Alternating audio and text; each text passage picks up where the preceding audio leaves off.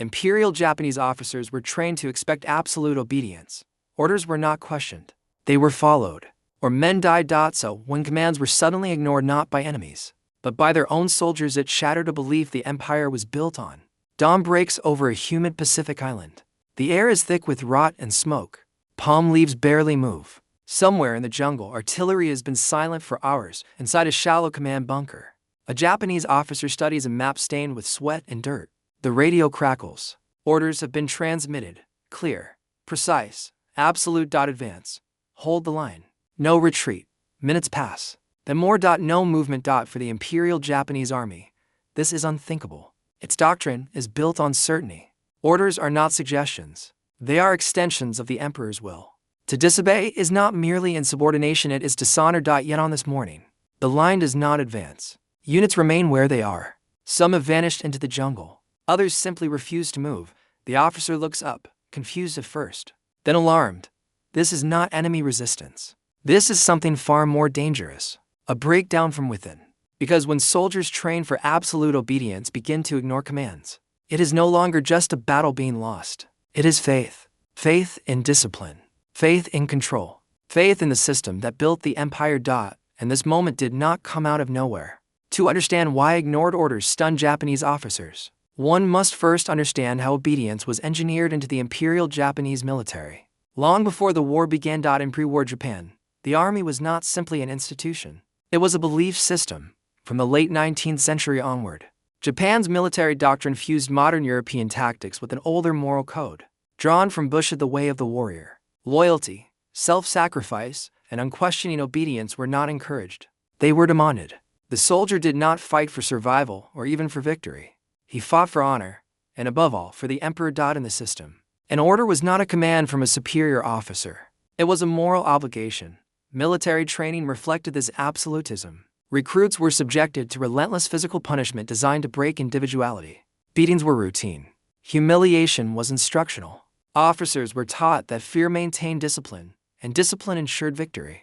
To hesitate was weakness. To question was treason. By the 1930s, this culture had hardened. Japan's expansion into Manchuria and China reinforced the army's confidence in its methods. Brutal campaigns were interpreted as proof that spiritual superiority could overcome material limits. Soldiers endured hunger, exhaustion, and death with grim endurance.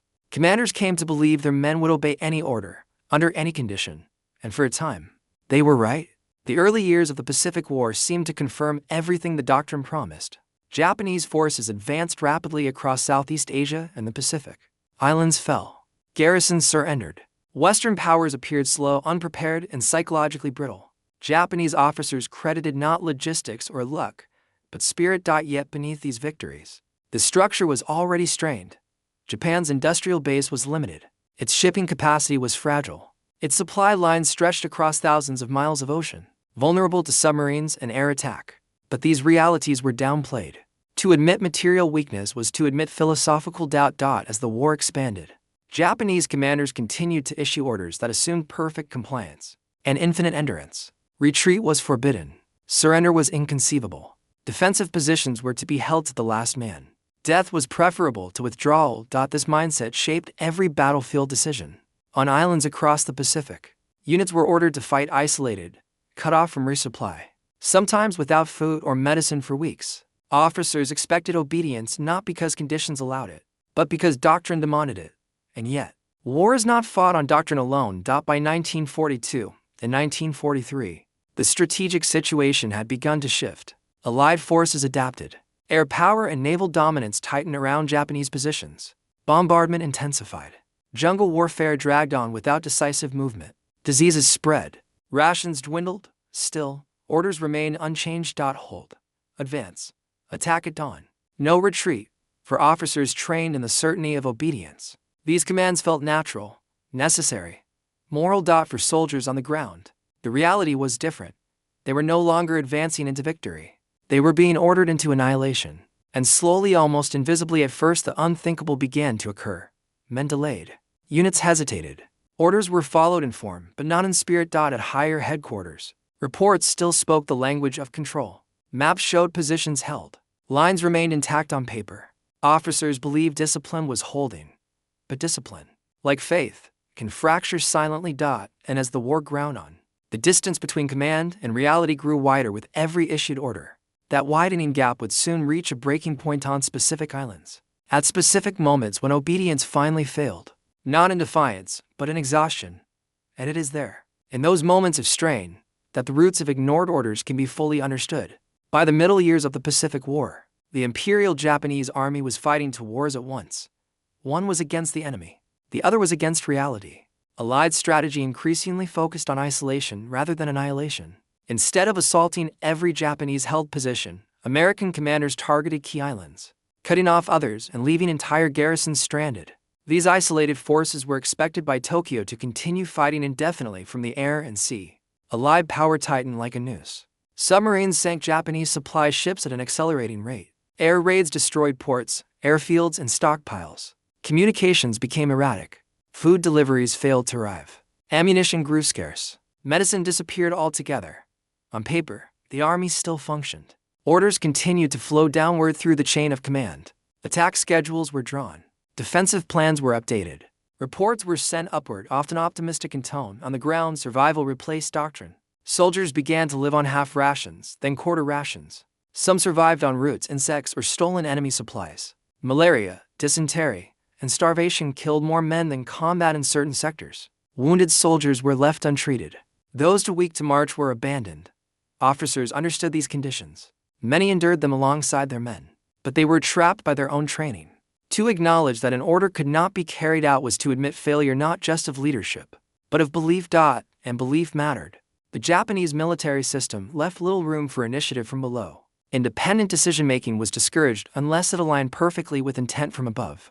Lower-ranking officers feared punishment for deviation more than death in battle. Yet as conditions deteriorated, even fear began to lose its power.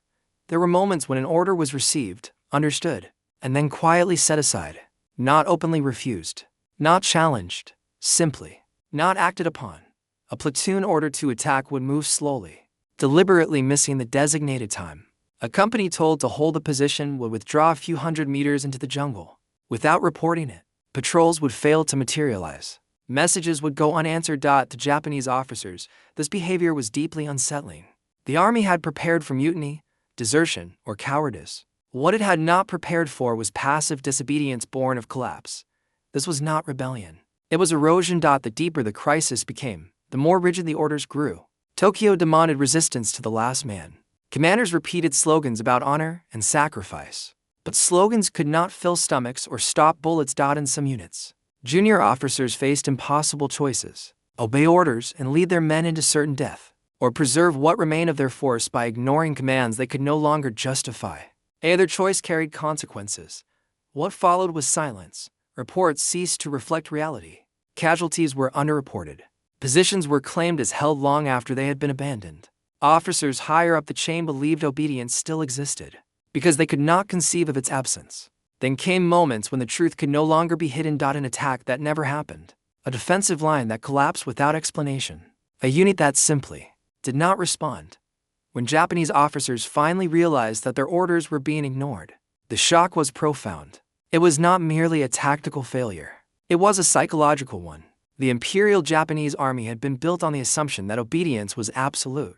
That assumption had survived defeats, losses, and humiliation, but it could not survive starvation. And as the war reached its most brutal phases, the gap between what officers demanded and what soldiers could endure became unbridgeable. That gap would soon reveal itself in specific battles and specific commands, moments where discipline fractured under unbearable strain. Those moments form the heart of this story. Japanese military doctrine assumed the human body could be subordinated entirely to will. Pain was weakness. Hunger was training. Fear was dishonor. But biology does not recognize ideology. By late 1943, many Japanese soldiers were no longer functioning combatants. Daily caloric intake on some islands dropped below survival thresholds. Men lost muscle mass. Wounds failed to heal. Marches that once took hours now took days. Rifles became burdens instead of tools. In this state, orders ceased to be moral commands and became physical impossibilities. An order to attack required strength. An order to hold required stamina. An order to die required clarity. Starvation stripped all three. What stunned officers was not defiance, but absence. Soldiers did not argue. They did not protest. They simply could not move. Some sat in foxholes and stared ahead, unresponsive. Others wandered into the jungle, not to desert, but to lie down where they would not be seen dying. This was the human limit reached quietly. Without rebellion, Japanese officers were trained to command, not to negotiate with reality. They had risen through a system that rewarded rigidity. Flexibility was often equated with moral weakness.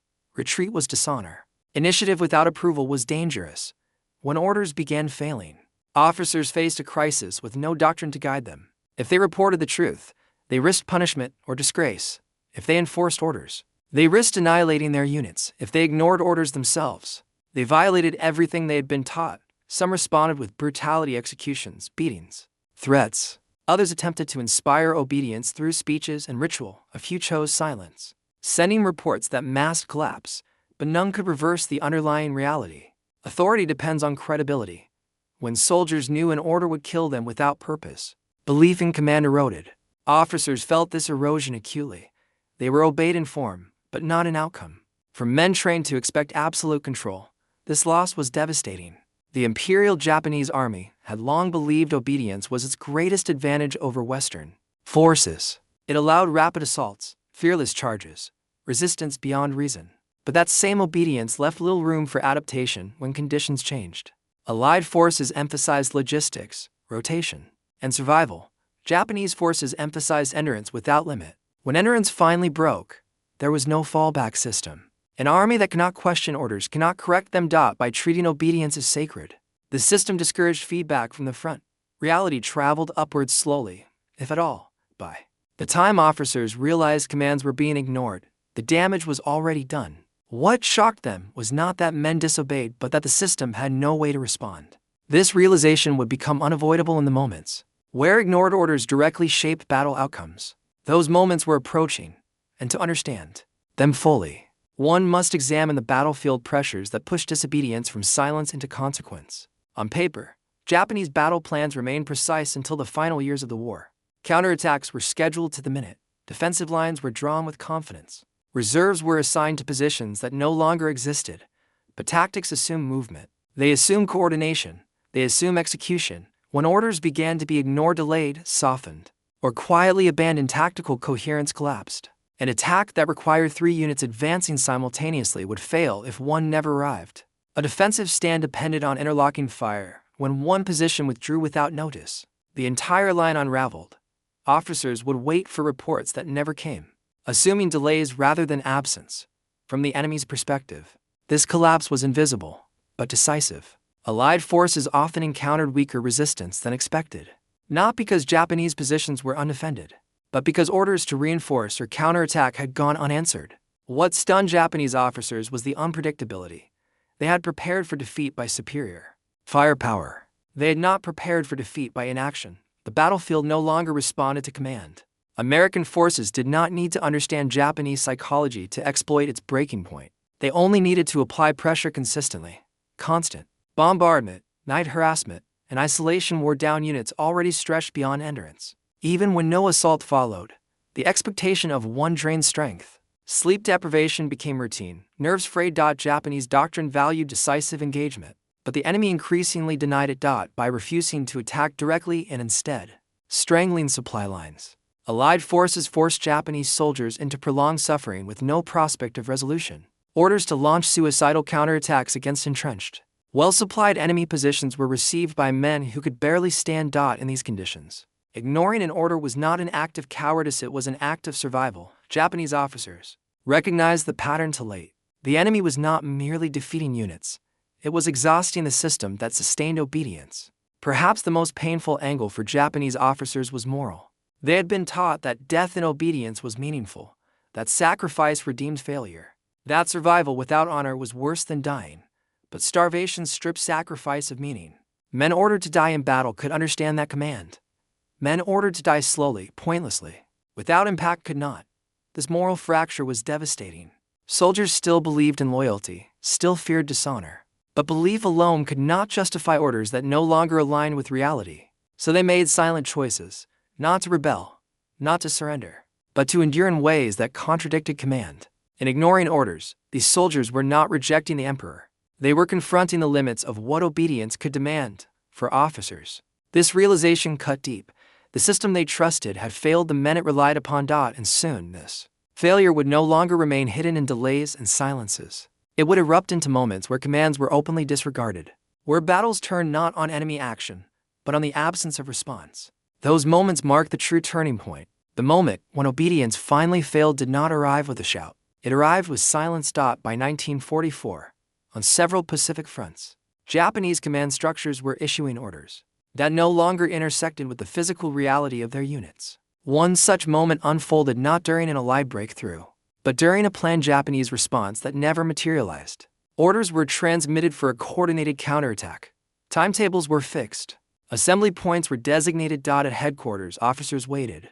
The first hour passed with no contact. Radios remained quiet. Runners did not return.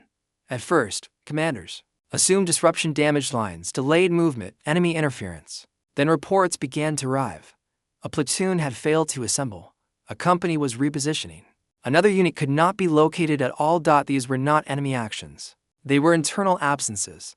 Officers dispatched messengers into the jungle. What they found was deeply unsettling. Soldiers were alive but unmoving. Some were too weak to march. Others had taken shelter in terrain that made compliance impossible. A few junior officers quietly admitted they had chosen not to advance, believing the order would destroy what little remained of their men. This was the breaking point. For the first time, Japanese officers were forced to confront a reality their training had denied. Obedience was no longer guaranteed, not because of fear, but because of collapse. Attempts were made to restore control. Officers threatened punishment. They invoked honor. In some cases, they ordered executions to reassert authority. But fear no longer functioned as it once had.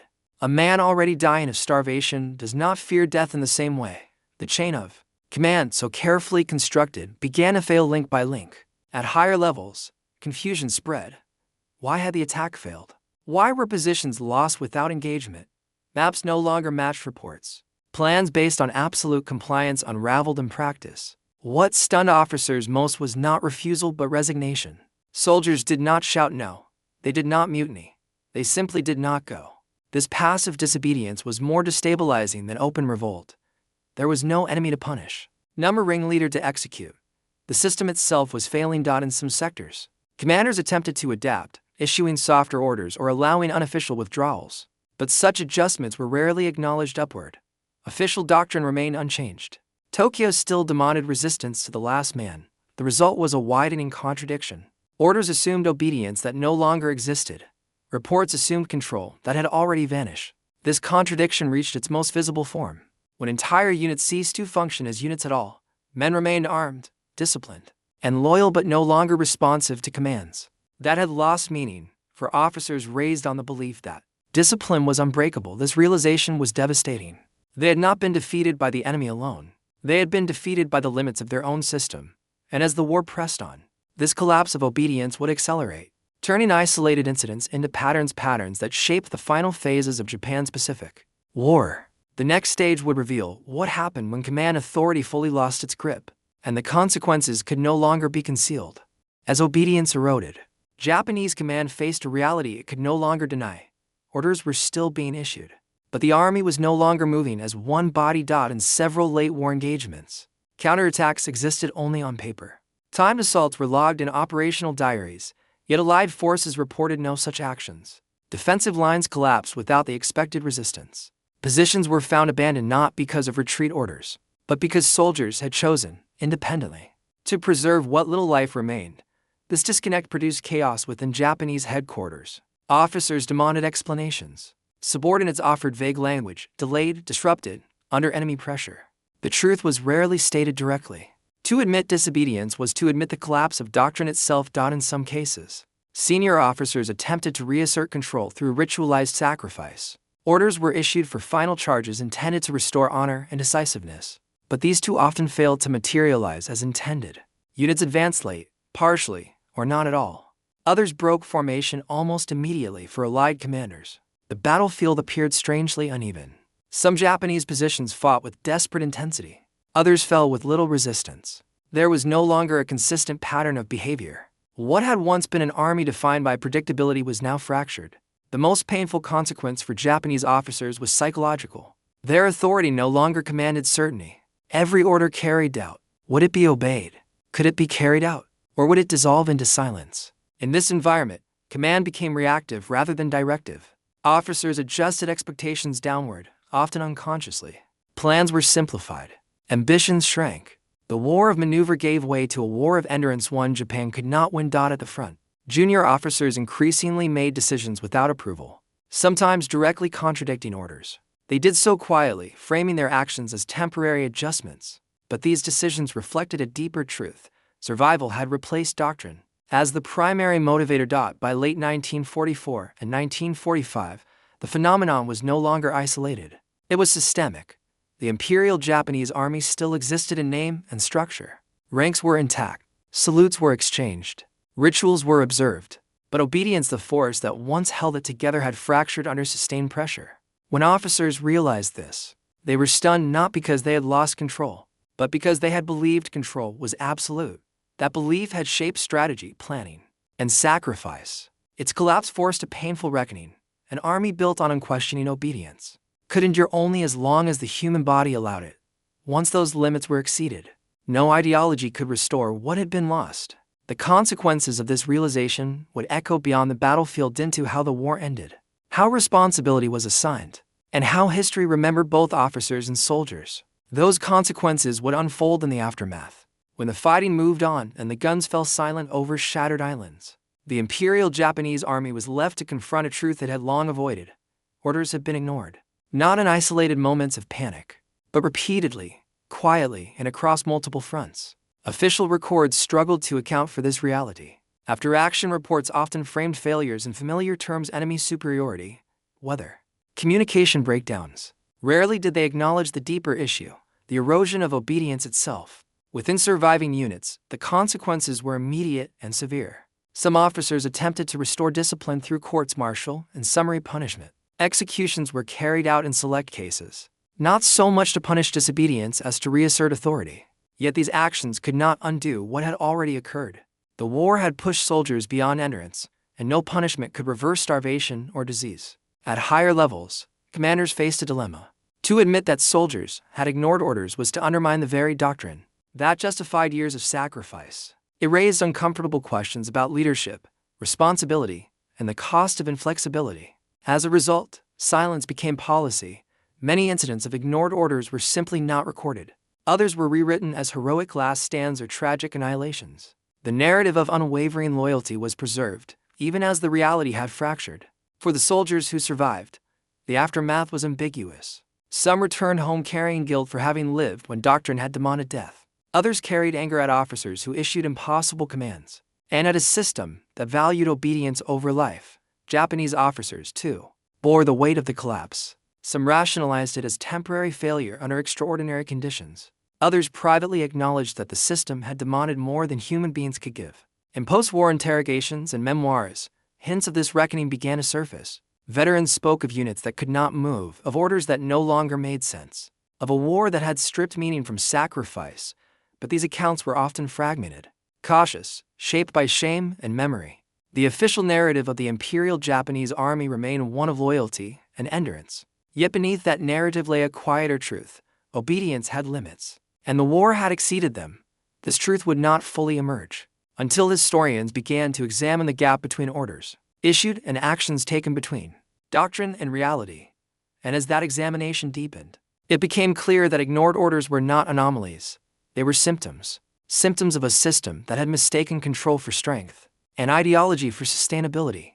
The long-term consequences of this realization would shape how Japan understood its wartime experience and how the world interpreted the actions of its soldiers and officers alike. Those consequences extended far beyond the battlefield. In the years following Japan's surrender, the question of obedience remained largely unspoken. The nation faced occupation, reconstruction, and moral reckoning, where crimes trials focused on responsibility at the highest levels. Strategy, aggression, and leadership failures were dissected in courts and history books. But the quiet collapse of obedience on distant battlefields received little direct attention. It was an uncomfortable subject. For the Imperial Japanese Army, obedience had been both virtue and identity. To acknowledge its failure risked undermining the moral framework that had justified the war. Instead, the dominant narrative emphasized sacrifice and loyalty. often portraying soldiers as having fought to the end even when evidence suggested otherwise. Yet scholars and veterans gradually began to reveal a more complex picture. Diaries, letters, and post-war testimonies spoke of units that ceased to function long before they were destroyed, of orders received and understood, yet left unfulfilled, of officers who recognized that enforcement would mean senseless death. These accounts did not depict rebellion. They depicted exhaustion. Historians came to see ignored orders not as cowardice, but as an adaptive response to impossible conditions. In an army that discouraged flexibility, silent noncompliance became the only remaining form of agency. This reinterpretation forced a broader reassessment of Japanese military culture. Obedience, once viewed as unbreakable strength, was revealed as a vulnerability when disconnected from material reality. A system that allowed no retreat left no room for survival. The legacy of this collapse extended into Japan's post-war defense philosophy. The modern Japanese self-defense forces, shaped by constitutional limits and civilian oversight, consciously rejected the absolutism of the past. Initiative, communication, and logistical realism replaced blind obedience for the world. The story complicated familiar images of Japanese soldiers as uniformly fanatical or suicidal. It revealed a human dimension often overlooked, men trapped between ideology and survival, making silent choices in conditions beyond endurance. Ignored orders did not erase loyalty. They exposed its limits. In recognizing those limits, history gained a more honest understanding of how wars are truly fought not by doctrines alone, but by human beings constrained by flesh, fear, and hunger. This understanding does not diminish the suffering endured. It deepens it, and it leaves behind a final question, one that echoes beyond World War II. What happens when a system demands absolute obedience from men already pushed past the edge of human endurance? That question brings us to the final reflection. The Imperial Japanese Army believed obedience was its greatest strength. It had shaped training, strategy, and sacrifice. It had driven men forward when reason might have held them back. For years it appeared unbreakable, but war does not test ideals. It tests limits. On distant islands and exhausted fronts, obedience met starvation, disease, and isolation. Not all at once but steadily, relentlessly. And when those pressures exceeded what the human body and mind could endure, obedience did not explode into rebellion. It faded. Orders were still spoken. Ranks were still observed. The structure remained. Yet beneath the surface, something essential had slipped away. The soldiers who ignored orders were not rejecting loyalty or honor. They were confronting a reality doctrine refused to acknowledge. In choosing not to advance, not to attack, not to die pointlessly, they revealed a truth armies rarely admit: control is never absolute. For the officers, this realization was devastating. They had been trained to command certainty, not to navigate collapse. When obedience failed, it exposed the fragility of a system built on fear and faith rather than adaptability. History often remembers World War II in extremes: fanaticism or surrender, heroism or atrocity. The ignored orders of the late Pacific War tell a quieter story, one of men caught between belief and survival, of systems demanding more than humans could give. That story does not excuse brutality. It does not erase responsibility. But it reminds us that even the most rigid ideologies bend under sustained human suffering. In the end, the stunned silence of Japanese officers was not just shock at disobedience. It was shock at discovering a limit they had never been allowed to consider. And in that silence lies one of the war's most enduring lessons. No army can command the human spirit indefinitely without understanding the human cost.